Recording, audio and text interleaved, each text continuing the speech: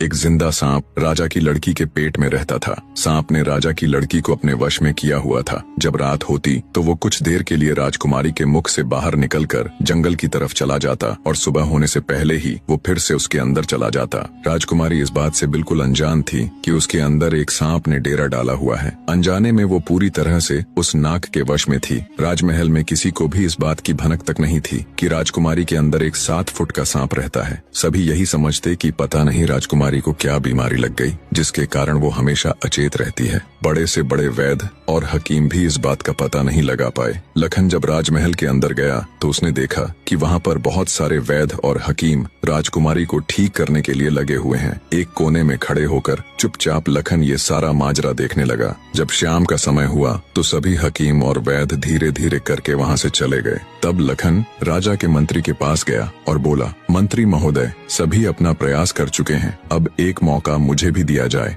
लखन की बात सुन मंत्री उसे अपने साथ ले राजा के पास जाता है और लखन का प्रस्ताव राजा के सामने रखता है। बेचारा हर तरफ से निराश हो चुका राजा एक बार अनमने ढंग से लखन की तरफ देखता है, फिर दुखी मन से कहता है, बताओ तुम मेरी बेटी का इलाज किस प्रकार करोगे। लखन राजा को प्रणाम कर बोला, महाराज, मुझे एक रात अपनी बेटी के साथ ठहरने की इजाजत दीजिए, तभी मैं किसी नतीजे पर पहुंच सकूंगा। एक बात और महाराज, मैं बिल्कुल एकांत में राजकुमारी के साथ रहना चाहता हूँ, तभी मैं अच्छे से ध्यान लगाकर राजकुमारी जी की बीमारी का पता लगा पाऊंगा।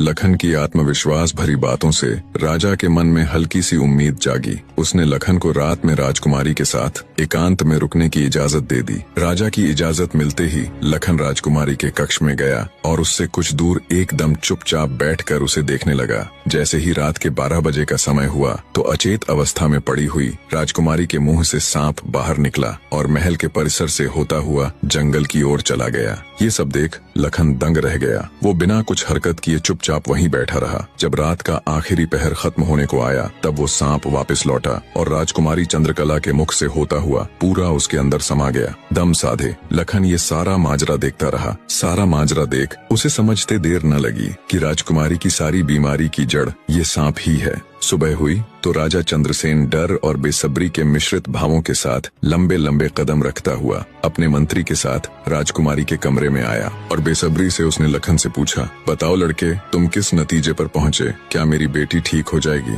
लखन बोला, महाराज, मुझे राजकुमारी की बीमारी का पता चल गया है और ईश्वर ने चाहा तो वो जरूर ठीक हो जाएगी। आप मुझे एक रात का समय और दीजिए और मेरे लिए एक तलवार, एक मिट्टी से भरी हुई बड़ी सी बाल्टी का इंतजाम कर दीजिए। लखन की बात सुन राजा को बहुत सुकून मिला। उसने मंत्री को लखन के द्वारा मांगा गया सारा सामान उसे देने का निर्देश दिया। अब सभी को इंतजार था तो बस रात का।